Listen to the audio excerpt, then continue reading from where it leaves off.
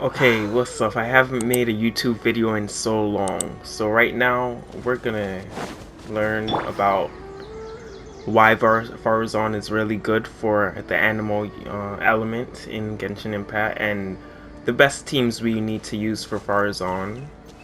And also, we'll look at the weapons, artifacts, and overall why you should, going into this new banner cycle, why you should pull for Faruzan.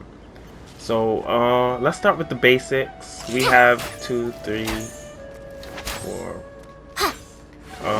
Let's see how many, attacks. 1, 2, 3, 4.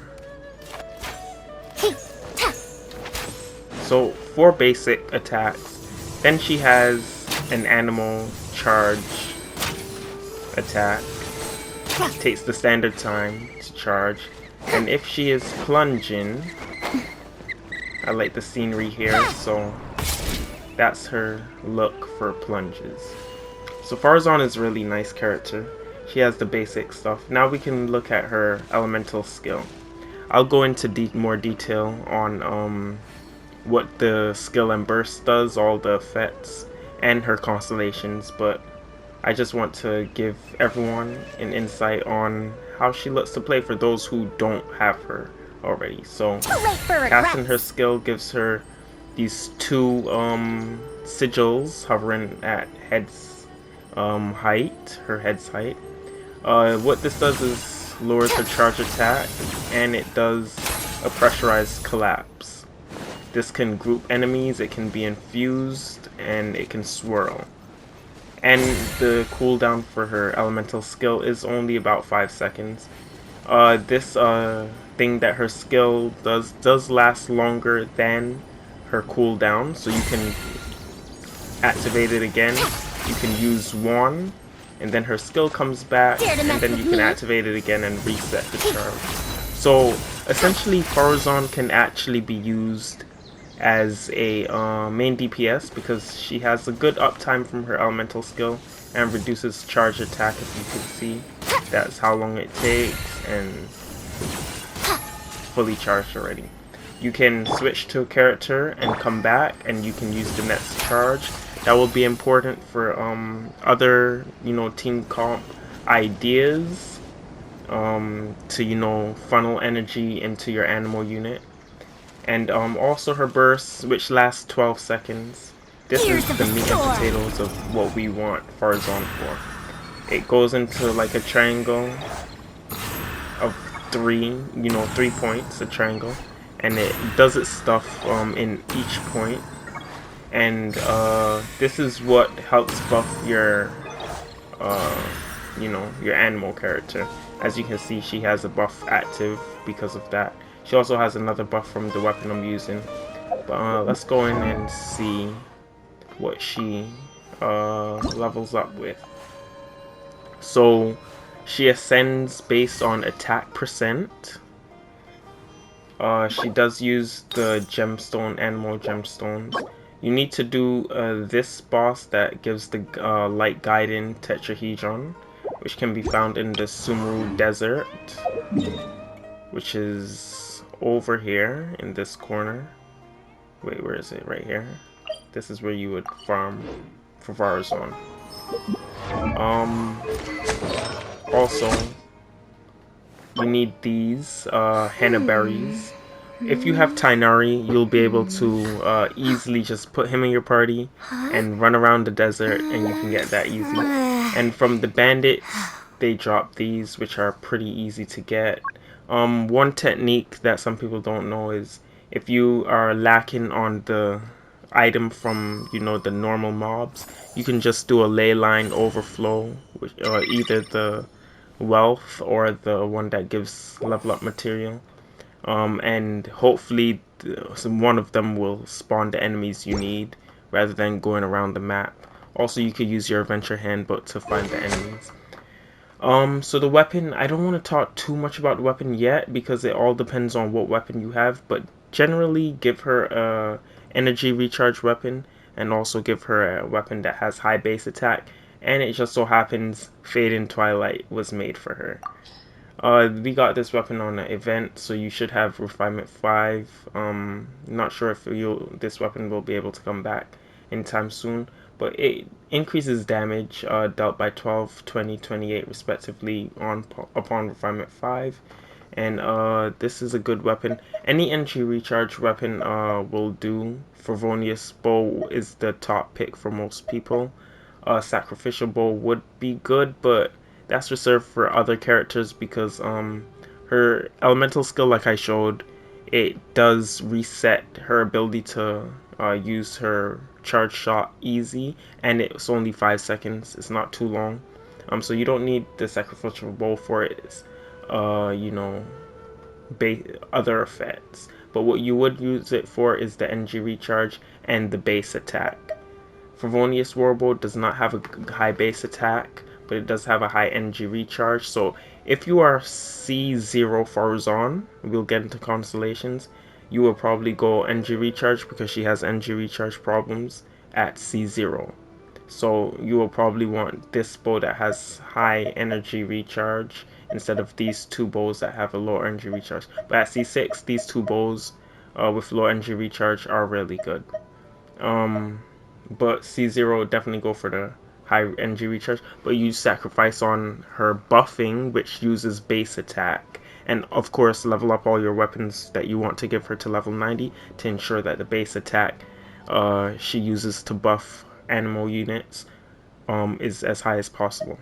I never leveled this up, but elemental mastery increase. This could be useful, but its attack percent, Faruzan does not need that. So let's go on to artifacts. Right now I have her on nothing useful. I just put any artifacts on her. Definitely go Viridescent Veneer, of course. Energy recharge for if you have sands. Especially at C0, but even at C6 you need energy recharge there. I put her HP so she doesn't die too easily. She is the main buffer of my animal unit, so I just want her to have HP. I'm not making her as a DPS build, but at C6 you can make her a DPS build because she does do a lot of damage and she buffs herself.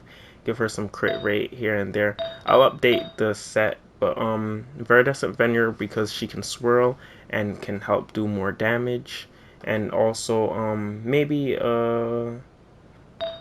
put a animal damage piece here if you have C6 and you want to get her built much better. Of course I have C6, let's go through it. C1, Faruzan fires off a maximum of 2 hurricane arrows using fully charged aim shot while under the effect of a single manifest gale created by winds of realm.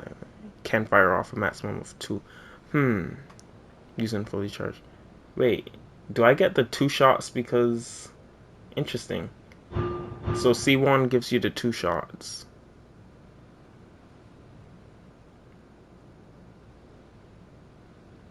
No, okay, anyway.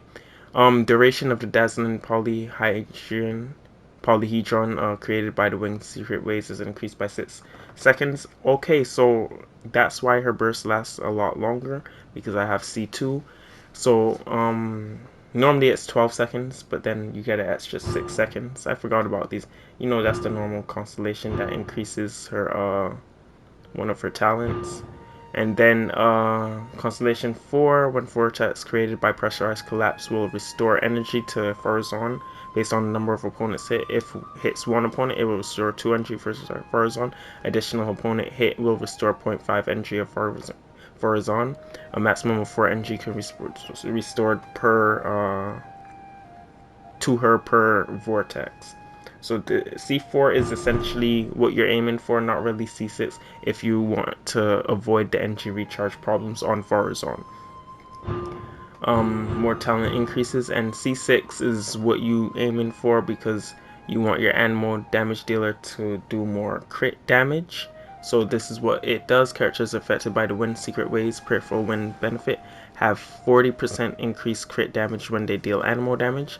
When the active character deals damage while affected by peripheral wind's benefits, they will apply pressurized collapse to the opponent's damage. This effect can be triggered once every 3 seconds. And the pressurized collapse is another way of reducing animal resistance to on enemies, and we'll see that in the talents. And here we have the talents. The talent preference you can see here. First priority is obviously the wind's secret ways, and then the second priority level is the realm of Nasa Majin. If hopefully I said that right. And then lastly is her normal attack. Don't level up normal attack. Actually, if you want to do charge attack and build her for of course, damage as a animal damage dealer, yeah, you level up your normal attack, but that's only if you get to C6, obviously. So I've showed you exactly what her skill does. It allows you to lower your charge attacks to, you know, a few seconds, and it applies pressurized collapse vortex damage. And then manifest skill duration is 18 seconds. Oh wait, yeah. So the skill lasts 18 seconds.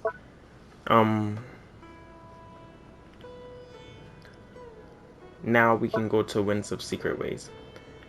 So I showed you exactly how that does. The skill damage at level 10, animal damage bonus is 32%. That can increase to a little bit more, 34 at 11, then 36 at 12, and then 38 at 13. We go up to 13, right? Yeah. So this gives an animal damage bonus. Animal resistance decrease is also improved here. But it's a standard 30% animal resistance decrease on the enemies. And then Perfidious Wind's Bale duration is 4 seconds also. So you can see all the information here.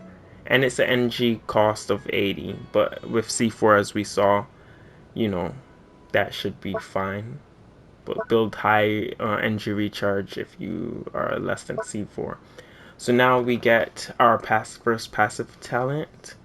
When Faruzan is in the manifest scale state created by the wind realm of Nasa Majin, the amount of time taken to charge the shot is decreased by 60%, and she can apply the Wind Secret Ways Perfidious Wind's Bale to opponents who are hit by the vortex created by Pressurized Collapse. So Pressurized Collapse happens with the skill. And then she can apply the Winds of Secret Ways, so the buffs and the animal bonus and the animal resistance decrease can be applied by the charge shot you get from your skill, pretty much, is what this is saying. So you don't have to activate your burst to be able to get that benefit, but the burst only gives the 40% damage bonus. You can only get the 40% crit damage bonus when using the burst. So that's the only thing you don't get from using the charge attack. Next, passive talent number 2. When characters affected by the Wind's Secret Ways, Prayerful Winds benefit deal animal damage using normal charge, plunge attack, elemental skill, and normal burst. To opponents, they will gain the Hurricane Guard effect. This damage will increase based on 32% of Faruzan's base attack, which is why you want to level her up to level 90 for the max base attack because of level, and also level up her weapon to level 90 for the max base attack coming from the weapon. So this damage will be increased based on 32% of Faruzan's base attack. One instance of Hurricane Guard can occur once every 8.8 seconds. This damage bonus will be cleared after the Prayerful Winds benefit expires or after the effect is triggered once. And then third passive talent, gain 25% more rewards when dispatched on Sumeru Expedition for 20 hours. Which is something we don't really care much about. So this is essentially Faruzan, and what she can do is a lot of things. So let's look at the team build, shall we? And so far there's only 2 team builds I can do. As you can see, I labeled Wanderer Dark Riku because if you play Kingdom Hearts, you can see the similarities between the Wanderer and Dark Riku, obviously. So in this team setup, I have a shielder for Dark Riku because we do not want him getting knocked out of his, you know, his skill animation and wasting lots of time on his points. So we want him attacking, so that's why I have a shielder. A shielder like Diana would work good with Wanderer because if he absorbs cryo, then his crit rate increases, of course. We need Bennett because Wanderer benefits from attack percent given by Bennett burst. And then Faruzan, she boosts Wanderer's crit damage because she's C6, and because she's leveled and her base attack, her passive tackling gives Wanderer a lot of damage. I'll have gameplay of Wanderer in the background, but also Zhao. All of that, the same as that team here. So you can just put Zhao or Wanderer. I'll show you gameplay of Zhao also and both Wanderer. Where's Wanderer? Right here. Zhao and Wanderer.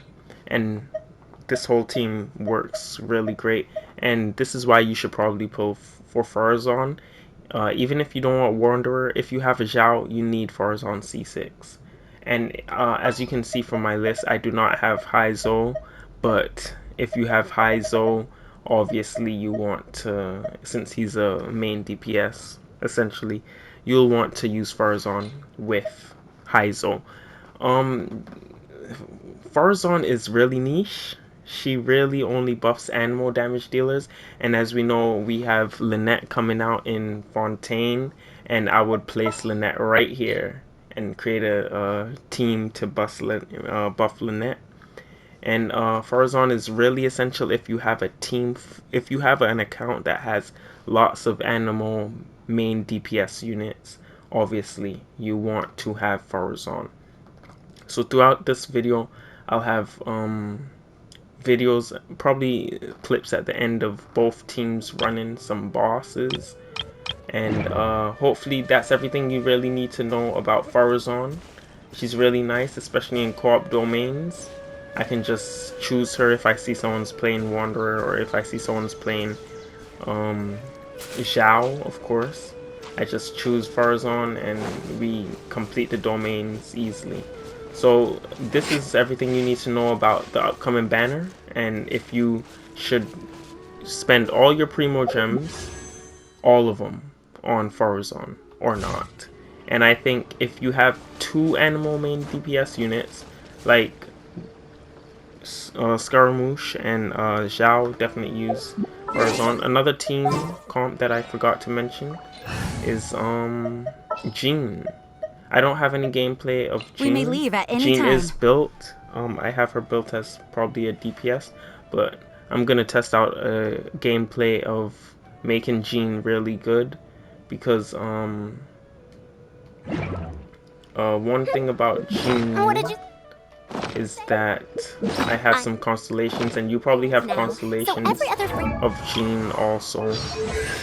And this constellation, especially number 1, increases the damage dealt by 40% if you hold it for more than her Jean's skill for more than 1 second. And this can probably do a lot of damage. And Jean has this animal resistance decreased by 40% if you have C4 of Jean. Wow.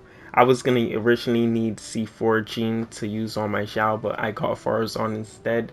I just needed 2, so Jean is really good. Try calling me a really Faruzan. good option if you want to use Jean. See, I have lots of animal DPS units in my team, and also Lynette is gonna be able to infuse animal on her sword, so that would be really good. So hopefully that's everything you need to know. Behold!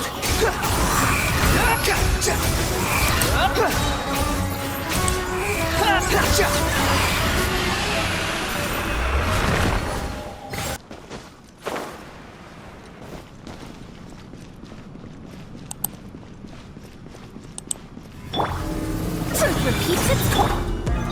Solidify! Everybody stand back! Disappear! Worthless!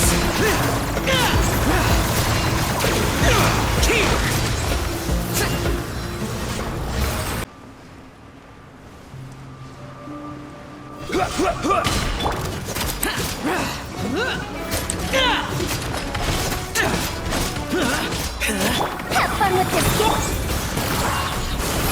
I'm going in. Lament! Here! Worthless!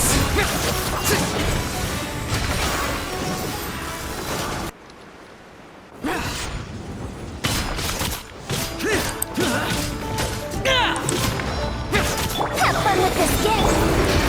Solidify! I'm going in. Disappear! Worthless!